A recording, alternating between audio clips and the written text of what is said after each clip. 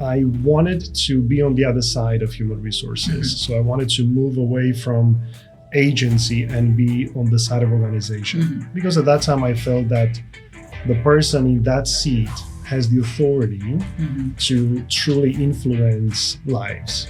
Let's put it that way. Yeah. When I joined this organization, I was completely surprised. How low the turnover was. How low the turnover. Fantastic. Yeah.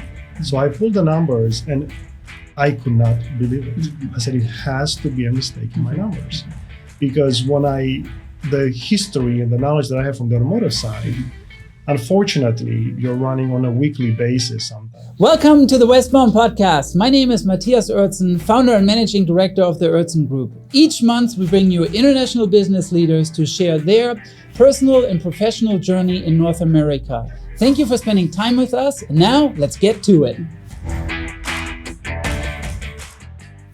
In today's episode, we'll be talking to Florin Felesco. He is the VP of Human Resources at OTR Wheels, and I'm really excited to talk to him today.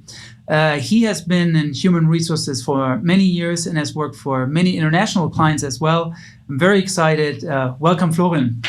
Thank you very much. Pleasure to be here with you. Yeah, thank you so much for coming. I really appreciate it. I'm excited to talk to you a little bit today about working in this crazy world of international human resources, so to say. It's a fun time to be in, I would say. I can imagine, yeah. Let's, for our listeners to get a little bit acquainted with you, let's, another accent in our studio today, so that's great. Tell us a little bit about where you're from and maybe how you got to the United States. Very good. So I was born in Romania, in a city called Brașov, which serves in the central portion of Romania.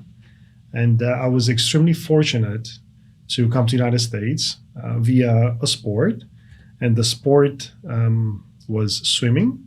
So I used to swim back in Romania. I had, let's say, the perfect door opened for me. And I was able to come to the United States, attend a college, focus on business administration at that time. And I can tell a little bit of the story how I changed my majors because no one really, well, maybe everyone thinks, but my initial major in college was theater acting. Oh, interesting. Okay. Yeah. So after maybe 1.5 or almost 2 semesters, I had to switch my major. And at that time, the decision was to go with human resources. And I was fortunate enough to land a career in human resources. Fantastic. That's awesome. So you come from Romania and you go to where in the United States? Arkansas. Arkansas. Gotcha. Wow. And how old were you when you come? I was 19, 20. Gotcha. Okay. So right freshman in college. Yeah, that's amazing. That's incredible. So I think I was about 25 when I came. So I can still recall that time very, very well. So you get used to college life and you swam while you did it, right? Yes. So all throughout the 4 years in college, I swam. Yeah. I met many friends, and still until today, some long-time friendships that started in college. Yeah. And I graduated college. I lived in Memphis, Tennessee for roughly 4 or 5 years. That's where I had my first human resources job. And after Memphis, Tennessee, as a family, we moved to Charleston, South Carolina. Spent roughly 10 years in Charleston, South Carolina. Had the great opportunity to work for some amazing companies. And a little bit over 3 years ago now, we relocated to Georgia, to Atlanta area. Yeah, fantastic. Now you're VP of Human Resources. You don't get to be a VP before you do, some other stops. Maybe tell us a little bit about, your early start into HR. And then how you got into international companies. Yeah, so start with your early start in HR. So my first position in human resources was the position where I learned everything through a fire hose. And I recall until today the orientation onboarding piece. The first project that I had was for an on-site support team. Okay. So a larger manufacturing organization in Memphis, Tennessee, they asked for an agency to provide human resources support. A little bit over 1,000 employees at that time. Wow. That the agency had to manage. This was automotive, electronic manufacturing? This was electronics manufacturing. Okay. And so any type of electronic component that it's sold in the United States would funnel through some of one or two of these warehouses. That could be cell phones, tablets, laptops, anything along those lines. First, they will be tested, they will be packaged for whatever store needed to be packaged, and then sent out. And the organization, the plant where I was, had at peak close to 3,000 employees. At the peak, the agency had to support roughly 1,200 employees. Wow, big operation. So larger organization, and I was one of 13 individuals, part of the human resources group. Heavy focused on recruiting. The operation was 24/7. So they were running on 12, so 5 to 5, 5 a.m. to 5 p.m., 5 p.m. to 5 a.m. And our task was to make sure that all employees that we source are legal. We went initially through a cleanup process where we had to vet every single current employee that was there, that they have the legal right to work in the United States. And I mentioned to you in a different conversation, this process was, nowadays we call it very old school. Because nowadays you use E-Verify, you input the information in a matter of seconds. You can see if they have the legal right to work. Right. Background check's the same thing. I mean, it's like third-party service today, you get it within a few days. Yeah. Correct. Back then, it was a little bit slower. So you had to actually pick up the phone, have the identification in your hands, and speak with a live person at the other end that will provide you this information, if based on date of birth, gender, and name. And that's all it was used. So we had to vet quite a few individuals, but that was probably the experience that really opened my eyes towards human resources. Because you got to really do it all. I mean, from an HR standpoint, unbelievable. Everything. So we had to deal with, obviously, sourcing, creating a pipeline of candidates, always having an active pipeline of candidates, because we could get a call 6 o'clock in the afternoon, 5 o'clock in the afternoon, in a matter of 30 minutes to an hour. We will need to provide 15, 20 individuals. Right. So it was very dynamic, never static. But probably maybe my second day when I joined that organization, the trainer said, there were 4 of us that joined at the same time. And the trainer said, we're going to go through 1 week of training. We will onboard you properly. We'll show you everything that needs to be done. Right. 30 minutes after he provided this speech, he comes and he says, drop everything. We just got an order for 40 employees. Wow. So let's start calling. Right. So that was it. So my onboarding orientation lasted a day and a little bit.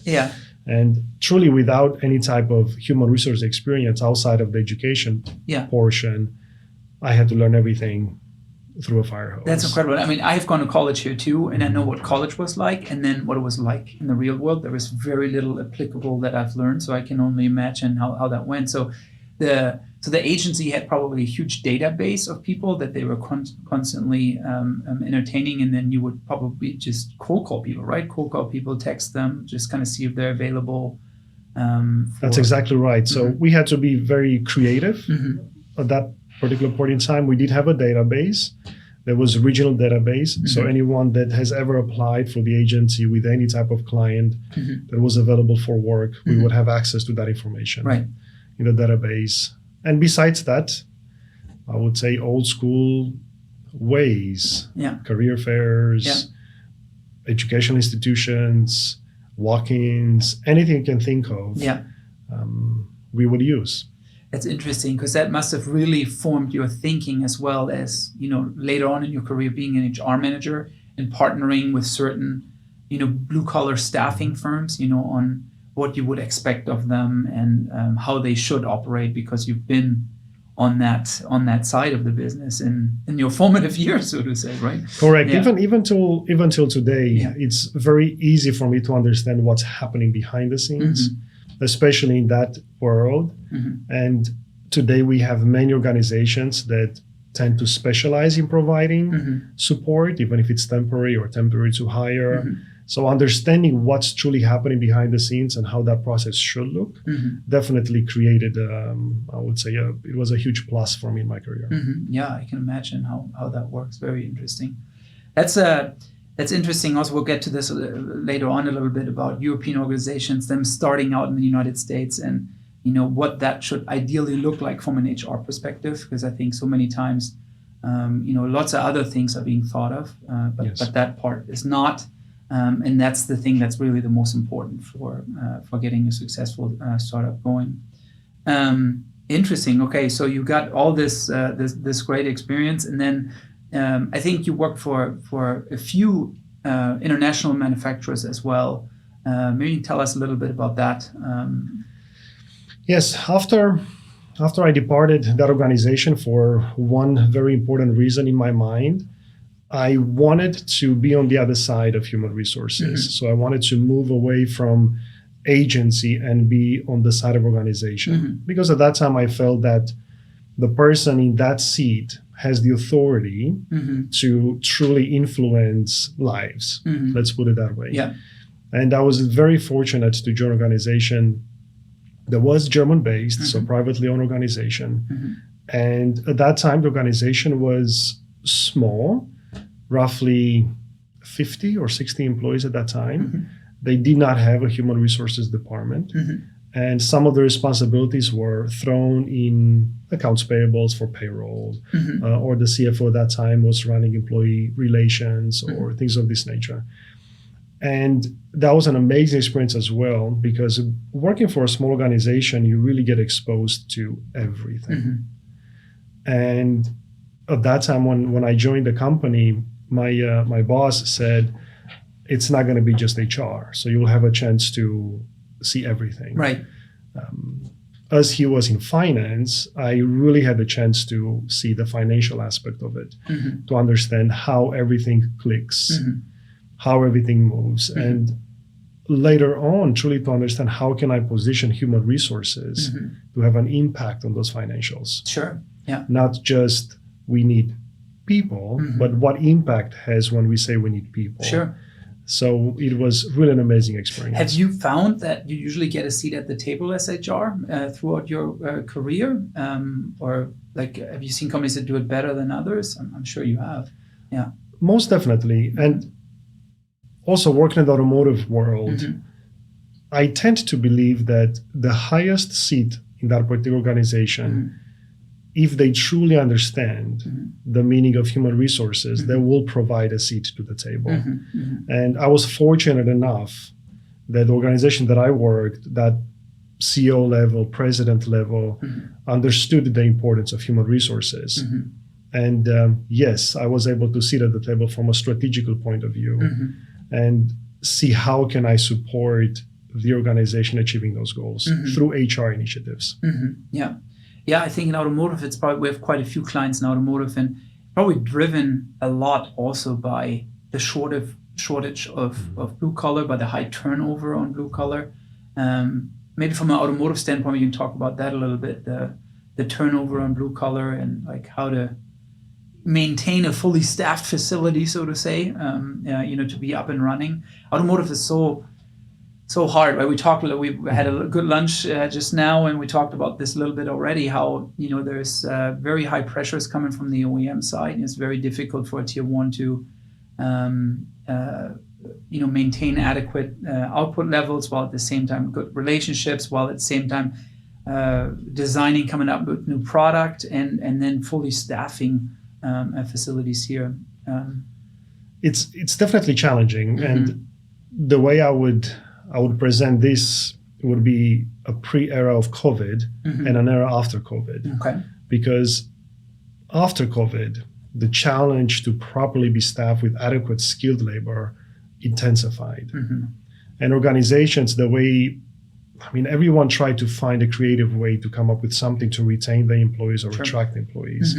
And for many companies, including the company that I worked for in the automotive side, our initial thought was, can we play with the compensation? Are we in line in the market with the compensation? Because that's kind of, not that all that we knew, but that was the first instinct. Well, and also what came right with it, right, coming out of the pandemic, was immediately inflation.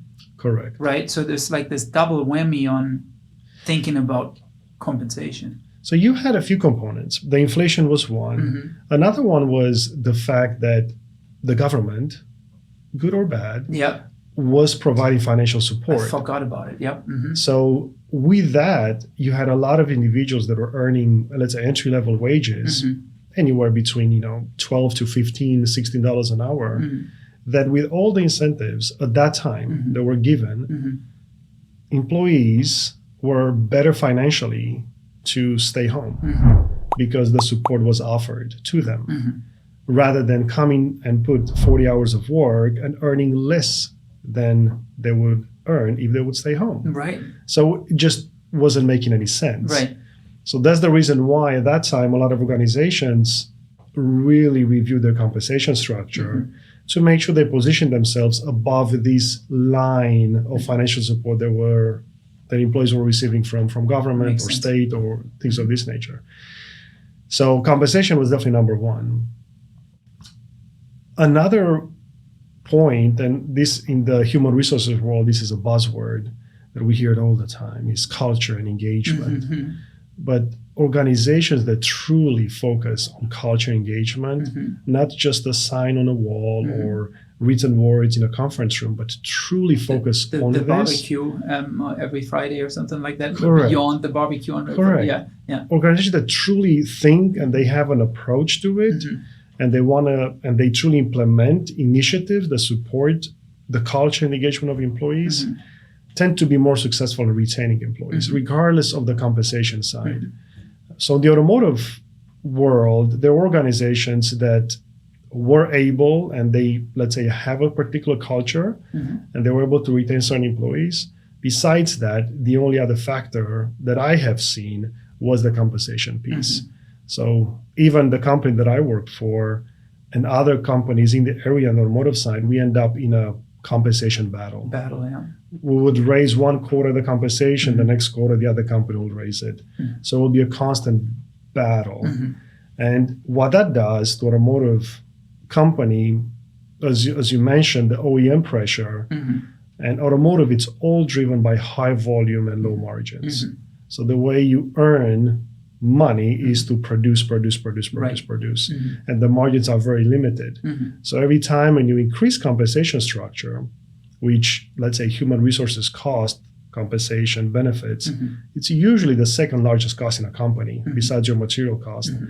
When you have those, you get to the point that you're very close to that line. Right. Am I making money or am I not making money? Right. So it can be extremely challenging, especially in the automotive industry. Yeah, and then add international organizations to it takes, from my scene with our clients, many years to become profitable, to offset all the investment cost of setting up a Greenfield facility, and you do that on very low margins. And then it was really kind of the perfect storm to do that. Very interesting. How did you see a significant change in this over time up till now, or is this still something that companies battle with? How would you say? Turnover is still there, but I think it's getting to the point that it's not as drastic as it used to be a few years ago. So COVID is still in the background, but now companies are looking to normalize their compensation structures. Right. Inflation is still there, but it's not viewed as drastic as it used to be, 11, 12 points. Now it's a little bit less than that. So I think companies are looking to normalize the compensation structure because realistically, as an organization, it's extremely difficult to always focus on increasing compensation in double digits year to year. It's very difficult, especially, let's say, if we look at automotive industries where, as I mentioned, the margin, it's very tight. Yeah, and you can't pass it on to the to the customer. That's probably by far the biggest, because the only thing is if you go to a dealer meeting or to a supplier meeting, there's only one way, and that's down. Correct. And you mentioned the OEM pressure. From the OEM perspective, in the automotive world, year to year, they ask for discounts. So from year to year, your price on the component that you supply is usually a minimum of 2% or so that you have to improve. So you're looking to improve that by 2%, but in the same time, your material cost is definitely going higher because of everything that's happening. Right. Your personnel cost, because you want to make sure you have the right staff, it's also going higher. So you get into this to the scissor effect. So this was a terminology that was used by one of my previous bosses, amazing person. And we always discussed about the scissor effect because at one point you're looking at the price from the component that you want to provide, it's always going down 2% every year, 2% every year. Right. But everything else is going up. So you're getting into a scissor effect where you have to really make a tough decision. What are we doing? So. Absolutely. How would you, or how were your HR departments usually set up to staff these facilities? I know you've been, I mean, not just from the beginning, but then later on, large facilities, several hundred employees. Like what do you usually have as a setup, and what would you describe as the ideal setup as far as personnel? Depends a little bit. So for some organizations where I worked, and let's say we have a single facility, or maybe 2-3 facilities, there's one type of setup because you do not need necessarily to have what I call a business structure or thing along these lines. So in those situations, sometimes I'm inclining more towards a functional. So I have your subject expert matters. Recruiting and sourcing, it's always a component of it. You have to make the decision and understand if you do have a high turnover on the production side, on the blue collar side. You have to make sure you have the personnel to manage with that because you will have to replenish the workforce. So internal recruiting, it's always a component of it. And after that, if it's a single plant, it's truly based a little bit on functions. So you want to make sure your functions are covered from payroll processing if it's under HR, not accounting, from benefits, compensation piece that it's attached to it, employee relations. So it truly depends on the size, locations. If it's a multi-site location, so if you have 5+ locations, I tend to incline towards a business partnership. So where you have a generalist that has understanding of the full human resources cycle and provide support for 1, 2, 3, 4, 5 plants. Okay. So that's what I have seen that it works. That functions well. Okay, gotcha. And they truly understand everything about those particular locations, and they ask for additional support if need be. Interesting. Yeah. Talk a little bit about your partnerships or this. You worked in this in the very beginning with 1,000 employees and constantly keeping it staffed. And if you have a plant with 400, 500, 600 people, how would you usually have like 2 or 3 staffing companies that you have running against each other on, and then you would have a different recruiter that you would use for executive kind of stuff? Like how would you look at that from an HR to really have your plant fully functionally running at all times? That's really what it is. So early in my career, I would always rely, let's say, on 1 or 2 tops agencies to support us in staffing the production employee, the operations employee. On the professional side and executive side, I'm always of the philosophy that if we do have an internal recruiting force, we can use it, but we can only use it within a specified amount of time.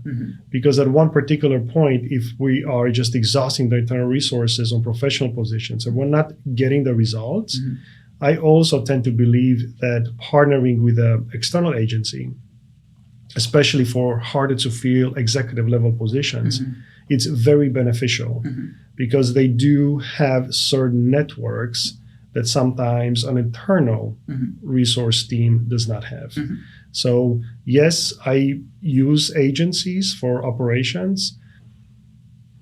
Many times I don't want to use more than 2, 3 at one particular point in time, just because administratively can be chaotic.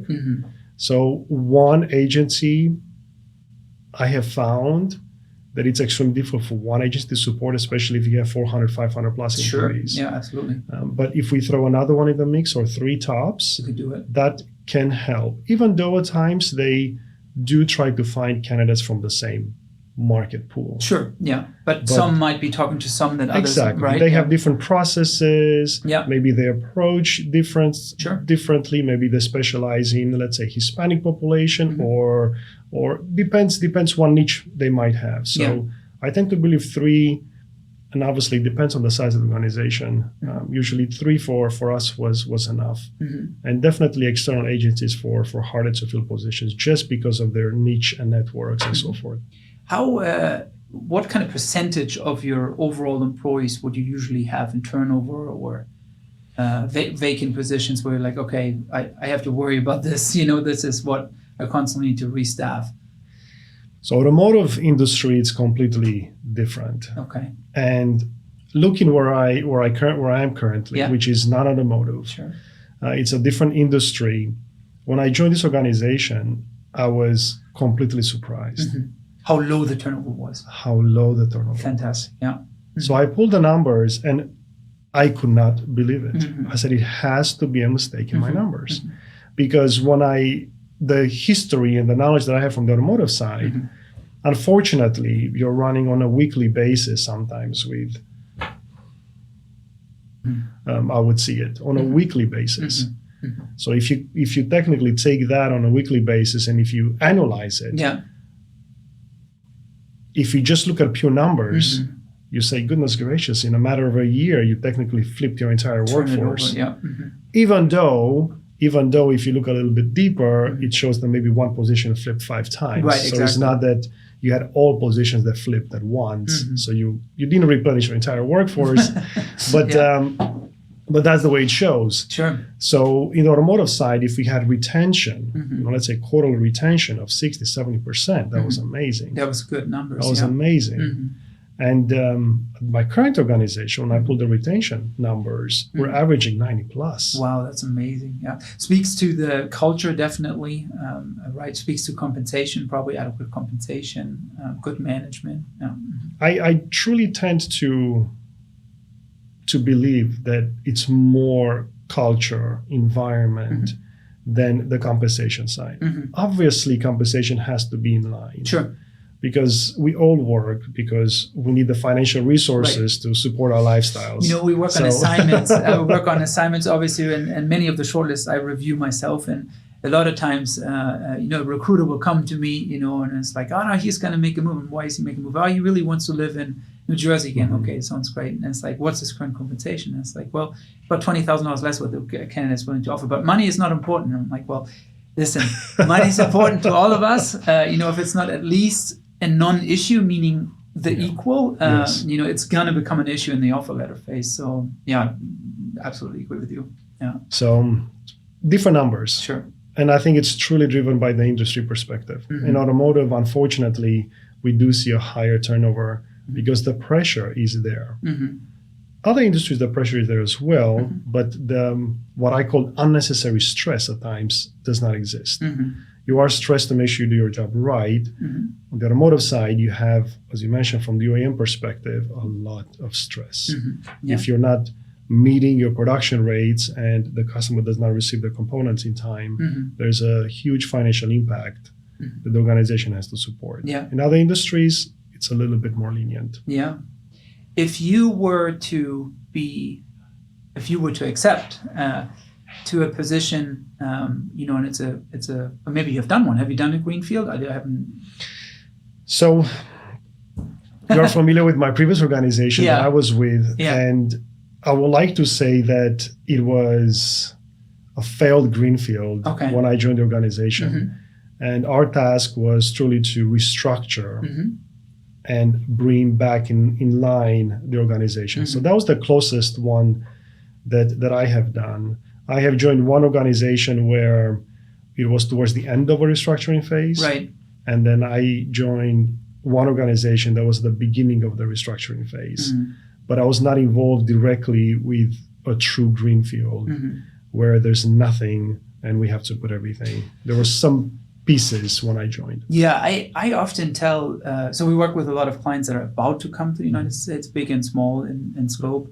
And, often I say, the number one thing is you got to look at HR. I mean, that's one of the first hires you have to get right, especially if you're going to have a high amount of blue collar in your operations.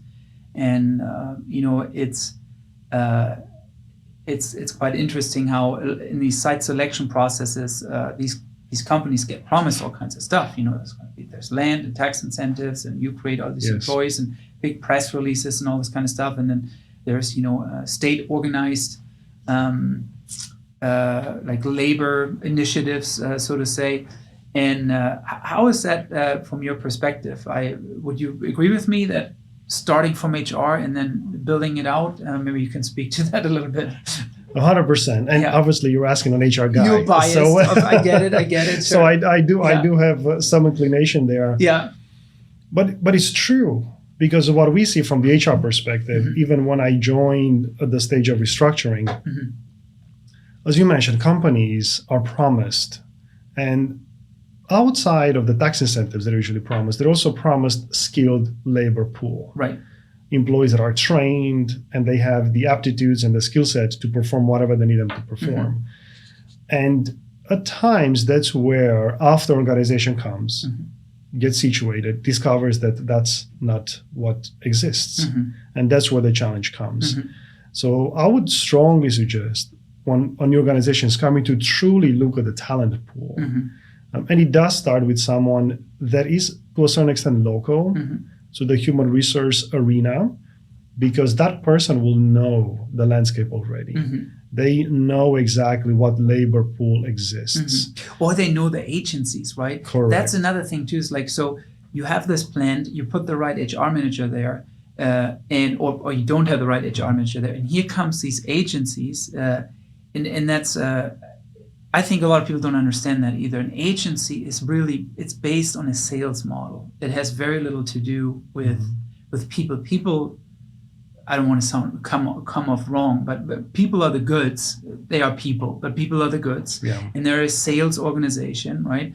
And so everybody in that region is going to try to sell to you, and you got to be able to discern the good from the bad and really set up a winning team on the agency side to then help you facilitate adequate staffing levels for. I think that's often where our European clients, they're like, oh, this is great, this sounds good, this is a fantastic PowerPoint. Well, you got to kind of read through the leaves a little bit, right? Yeah. It's a lot more. It's a lot more beyond just that face information that is provided by what I call the economic development groups, because they're doing a fantastic job to showcase what they can offer. And sometimes I think they overpromise. That's when organizations get into that world that, goodness gracious, we don't have employees. How can we expand? How can we grow? We don't have the right skill set. So human resources, hands down, to start with, that will be one critical role that I would strongly suggest for any company to have. Especially if it's a greenfield. Yeah. As you mentioned, the human resources sometimes may not have the bandwidth to support an increase in employees from 0 to 200 in a matter of 12, 18 months. But that's when they rely heavily on local partners, agencies that understand the market, they have pipelines, hopefully, they can support with some of those structures. Yeah, very interesting. Lots of companies, I'm sure you ran across this as well, they will start a lot of times also because of the technical capabilities needed with expats, right? Automotive or other industries, there's machinery. We support a couple of greenfields right now where the technology is mostly new to the United States. It's just not here. And so you need to send subject matter experts. Tell us a little bit about your experience with expats, good, bad, what needs to be done. So I really had the great opportunity to work with a lot of fantastic people that are from all over the world, from Asia, Europe, South America, really fantastic. And I think deep down, we are talking about people. So regardless of what the upbringing is, they are still people. So it's very important to understand what that means, because what something is normal for us, it may not be normal for someone that has not grown in the same environment and culture. Yep. So organizations rely heavily on those individuals that developed a certain skill set in that particular country. And sometimes they think that, hey, if the person can do it here, 100% they can do it in the United States as well. Yeah, send the best sales guys from Europe to, Exactly. So they tend to believe that we'll send our subject expert matters and they will make everything go. So what we noticed a lot of shortcomings is they do. Those individuals know everything about a piece of equipment or mechanism or processes. And when they come, they focus on mechanism, processes, and so forth. But then the critical portion of this entire concept with expats, there are a few components, but one component is to make sure that an expat comes, there's somehow of a training process behind it. So all the knowledge that the person has or the person can put on the table must be taken in by somebody. Because if not, you will always need that expat. Expat, exactly. So many companies tend to believe that expat program will come in 6 to 8 months, we'll have everything running. And usually an expat, it's not an efficient way from the cost perspective, because you have to think of all the visa requirements, housing, all of those schooling items. For kids. All of those items. The whole package. So it's very pricey. Yeah. Very pricey. So organizations plan 6 to 8 months, 12 months, 24 months tops usually. We get everything running. And then you end up having expats for 5, 6, 8 years. Because there's not a thought of how do we extract this information from an expat to make sure that someone local is able to do it. Right, yeah. So that's one gap. And then if you add the turnover on top of that, maybe you do have someone local for 6 months that stays with you. And now because this person is more marketable, I learn how to operate a piece of CNC or robotics or whatever the case may be. Now I can go somewhere else and get a better job with better compensation, with better culture. So it's a vicious cycle at times, but that's one point that should be focused extremely on is the training aspect of it, and how can we take the knowledge from the expats and infuse it in the local environment somehow. The other component is a little bit on the social aspect of things. As an expat, when you come, you may have an idea of what the United States is. We both come from that world where we thought, hey, it's America, but companies also have to focus on the culture integration of expats. Make them, even before they come to United States, they should go through some type of training and understanding of United States culture. From the smallest thing ever, how to operate a vehicle. Maybe not so many countries, but there's some countries that operate a vehicle with a manual transmission. So how do you operate a vehicle with automatic transmission? You have to press the brake first and then you put it in gear. That concept is foreign. And I'm speaking of private experience because that's what it took me a little bit to learn. It was like, how do you put this in gear? So small things, they have to be taught. So this way, when they arrive here, they can socially integrate. And the thing is, like, also what I have noticed, it's not the one small thing, it's all the small things that add up. Correct. It's like where first it's you're here for a few weeks and it's all interesting and curious, much like you experience a vacation in a country you haven't been in. But after a while, it just builds up and wears you down, and then it takes quite some time. I always say, if we start with someone new that is brand new to the States, we just kind of call it internally fresh off the boat, because we were all fresh off the boat at some point, right? And after 3 to 5 years, you kind of see, will this person adapt the US way of living? And also for us, be a good client, because a lot of the expectations they had previously, they will lay down or listen to us and work more how it's probably appropriate for the US. Or I've seen a lot of them that then decide, no, I'll just go back. And this has been a great experience for me, but I go back. It's quite interesting how that goes, yeah. And I know we had a short conversation during lunch. The focus on expats, especially as expats come into higher level positions, management, C-level, those positions tend to be very lonely at times. So as an organization, we must provide a certain structure to make sure that those individuals are truly integrated and they have some type of safety nets, not just from the business perspective, but also social perspective, personal perspective. So in this way, they can truly function as a whole and support that organization moving forward. Yeah. So it's very challenging. It sounds very easy and a quick fix at times. Just send someone, they will help, they will figure it out. Right. Yeah. But it's a whole machine behind the scenes that must work properly in order for that to be a success. Yeah, no, absolutely, completely agree. Have you seen so obviously at times you send a technical expert, other times you send management.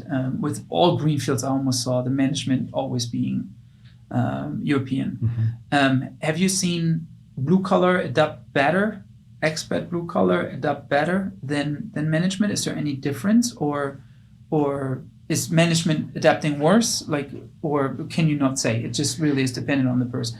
Another question, follow-up question to that would be, have you seen blue collar adopt a blue collar expat well, or has there been a lot of miscommunication and fighting? And so I'll maybe first answer with, because certain parts of the world, the approach of those employees is different compared to other parts of the world. I can speak for Germans. We're extremely direct. I did not want to say that. Okay, but that's what I was trying to imply. Well, you let me write into it. It's all good. It's all good. Yeah. So, you are correct. Germans tend to be very direct. Yes, and it's not a matter that there are jerks or unprofessional. That's just the way the character is. Yeah. So sometimes we did have many expats that are coming from Germany, and it can be viewed by someone, especially in the south area of the United States, can be viewed as, what is going on? Why is this person so rude to me? Yeah. Right? Because in the south, you're like, hey, darling, how are you doing? How was your day? Yeah.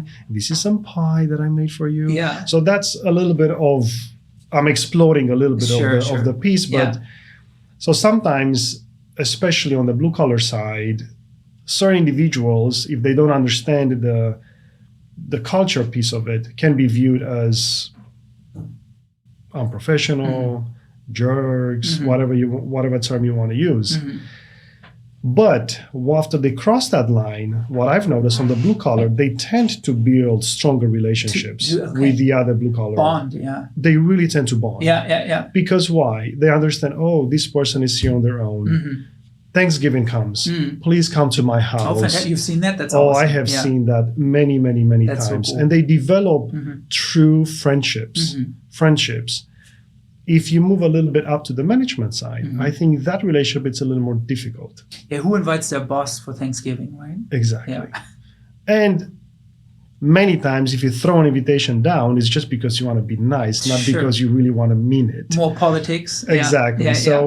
So I have seen on the blue collar side, amazing relationship, barbecuing, friendships, cookouts, all of those items. Yeah. Compared to the management side, that it's not as much. That's the reason why I think on the management roles, especially those high roles, companies really need to think about what structure they must put in place to support those individuals. Yeah, we talked a little bit also about the spouses, right? The home front is so often forgotten. I mean, many people, they get relocated, here with family. And now you have the spouse and children, in a new school system, completely new language, different culture. And now you have them try to relate to, country clubs or altar tennis or, the whole subdivision pool culture, all those kind of things. Like you either fit into that or you really don't. It's very correct, very different. Have you used cultural training with your executives on? We have used on certain instances, and we did rely on external resources for that. And we try to find someone that truly understands both environments. At times you have an executive coach that maybe is extremely familiar with one environment, but we always try to find someone that understands both environments. For example, if we have someone from Germany coming down, we try to find someone that understands the German culture and the United States culture. If you have someone from another part of the world, that person really needs to understand both cultures. Yeah. Absolutely. So we have used that concept, and I really want to say that in certain cases was extremely successful. That's awesome. Yeah. Extremely successful, because there were instances where with one particular person, the person came in higher level position. And had different expectations, different understanding, different management styles that the person had coming from Europe. And the person tried to apply those here, and it didn't work. Okay, gotcha. It did not work. Okay, interesting. It did not work because the culture is different. Yeah. I tend to believe that at times in Europe, in certain portion of the Europe, it's very hierarchical. So if I am a managing director in Europe, and if I go to an employee and say, "Hey, I need you to do this," the employees, "Yes, sir, I will do it." In the United States, you can go with that title and say, "I need you to do this." The employee will say, "Why? Why do you want me to do this?" Right? So you have to truly explain the why first in order to gain the buy-in of the employee in order for that person to do it. Yeah. So we were very successful, I thought, and I think the employee also recognized that after, at the end of the process, it really changed how the person saw management styles, leadership styles. So it was quite unique. Takes a special individual, because if you think about it, you have all this tactical numbers, operation, execution in your mind, and this is really soft skill kind of stuff. Correct. And if you want to, to apply yourself to that, and see that as really something that's holding you back on leading. Let's be honest with each other. Even if you had a Greenfield in Germany, executed by Germans with all German employees that have been educated, that would also be difficult. It's a new thing you're building. That also doesn't happen from one day to the next. Okay, so now you try to do it here with a skill set and labor force that's not familiar with your procedures, machines, qualifications. Then at the same time, you have leadership that's not from this culture.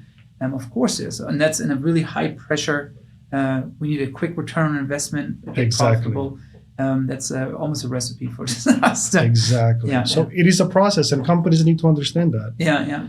Sometimes the human resources factor comes into play. So if you do have someone that is strong and understands that environment, can serve as that sounding board to the person and say, "Hey, let's think before we actually provide this message to our employees." So a little bit of the bias of the HR guy again. That HR is very important. Well, you have such an awesome demeanor. From the first time we met, just a very calm demeanor, and everybody can get worked up. In the end, it's facts and it's strategy and it's truth, and so you just got to implement the right ways of doing it, and then that's going to lead to success, right? Correct. And I think with any situation, there's another quote from one of my favorite guys that I worked for. And he said, "Always go hard with facts. Beat the facts down, smash them, crush them, but go soft with people." Because if you try to do the opposite way, you will never succeed. That's so true. Yeah. Ever. And more so in the southern United States than anywhere. Yeah, it's very, very true. Yeah, you just got to take your people with you, or it's just not going to happen. Focus on the facts. Focus on the situation. Beat it down. Spin it, turn it, do whatever you want with it. Yeah. But be very, very, very soft with people. Yeah, that's excellent. Very good. Tell us a little bit about OTR Wheels. You made a change over a couple of years ago or something like that? No, it's been recently, I would say, maybe in the last... So August of last year. So okay. 7-8 months. Yeah. Now, and it's a fantastic organization, and they do have a global presence, which is very attractive. So there are roughly, I would like to say, 16 locations in the United States, a few locations in Canada, Europe, Asia. So 30 plus locations worldwide. And they provide what we call wheel assemblies, so custom wheel assemblies. Okay. Different industries. So it starts with, let's say, recreational, so your side-by-sides, go-karts. It goes all the way up to mining and construction. Oh, wow, okay. So the wheels, technically the size of this room. Yeah. So really, really interesting. But so you assemble them. So that means you get the rim and you get the tire and then you assemble, or do you actually make the tire as well? So we manufacture the rims. So we have manufacturing facilities, some locations in the United States, some in Asia, that manufactures the wheel. And then the tires we receive and we combine. And some of these locations are, let's say, distribution centers. Some of these locations are assembly facilities. So we have a variety of processes.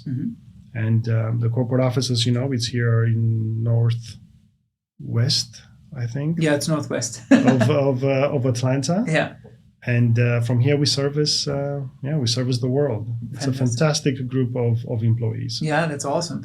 And then are the company or the locations, are you strategically chosen like proximity to certain key accounts, like John Deere or Caterpillar, I would imagine, something like that. Exactly. So I think most of the locations were positioned to one of the mottos that we have is to make our customers' life easier. Mm-hmm. So with that, we want to strategically to be close to where they have some type of operation so we can service those accounts. Mm-hmm. So that is correct. Mm-hmm. Yeah, excellent. Very good. And so how big is your HR department there at the moment at OTR? So when I joined, it was a little bit smaller. Mm-hmm. So now we're in the process of building an HR structure. Mm-hmm. And in the corporate office, we have... So let me interrupt you real quick. From what I understand, there's been a lot of acquisition going on over the years, right? It's been... Correct. That's the way the group grew. Mm-hmm. Was at times through acquisition and at times through gradual growth. Mm-hmm. But usually if in the past... I think if there was an opportunity for the group to purchase someone that does something similar, they would do it. So mm-hmm. the group definitely grew, different locations, mm-hmm. As I mentioned, worldwide. Mm-hmm. And what has happened a little bit is now we're to the point, roughly 3 years, when a new team was put in place. Mm-hmm. 3 years ago, and the goal is to truly integrate and centralize functions and bring everything together to truly function as an organization. Yeah. Mm-hmm. So our president and CEO is amazing, and he has, from the HR perspective, he's the person that you want because he may hear this, but at times he thinks like an HR person. Yeah. So all of these items that some may call cheesy, for example, leadership, development. These are buzzwords, culture, but he truly focuses on implementing those. So they're not just buzzwords.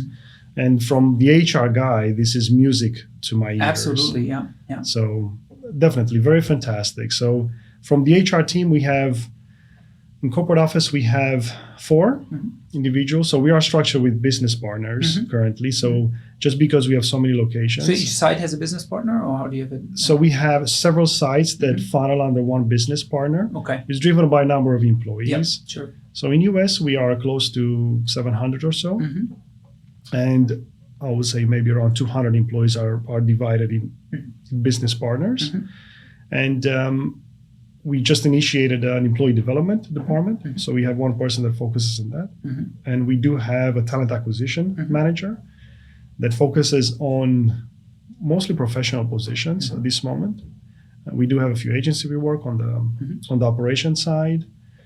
And my role serves as a global structure. So we do have some regional HR leadership. For example, in Asia, we have 3 locations. We have in Thailand, in Sri Lanka, and in China. So they have an indirect link to me from the HR perspective. Yeah, fantastic. That's a great organization, many different regions, yes. Lots of other cultures that you hadn't been exposed to before, which is probably a lot of fun. And it's amazing. And as I mentioned, people are people. Yeah. And even within our office, we have individuals from many parts of the world, from Brazil to obviously Mexico and France. It's really, really amazing. Yeah, I can imagine. That's great. Yeah, very good. This has been an amazing insight into an HR department from VP of HR's perspective. So I really appreciate it, and thank you so much for being our guest today.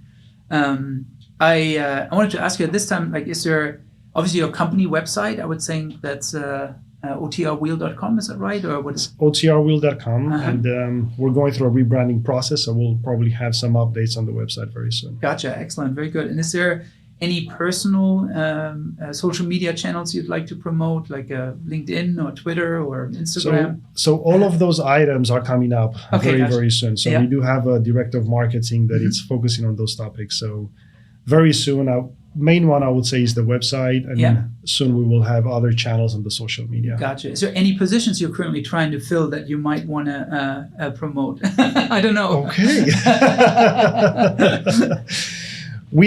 We have a couple of positions open. Yeah. We have some positions local. I think our accounting department is looking for some positions. So higher level as let's say as a controller. Sure. And our accounting team is divided into regions as well. So this will be controller for USA. We have some controller for Europe and so forth. So where do they go to find these jobs? I would assume you have a LinkedIn jobs, right? LinkedIn or Indeed. Gotcha. They can find all of our postings on Indeed. So we use that as the mainstream. Okay, gotcha. Yeah, excellent. So to all our listeners and viewers, go to OTRWheel.com and also check out the LinkedIn and Indeed pages for any potential job openings there. Thank you so much again for coming today. I really appreciate it. And thank you for everybody listening and watching today. Matthias, thank you for having me. Absolutely. Thank you.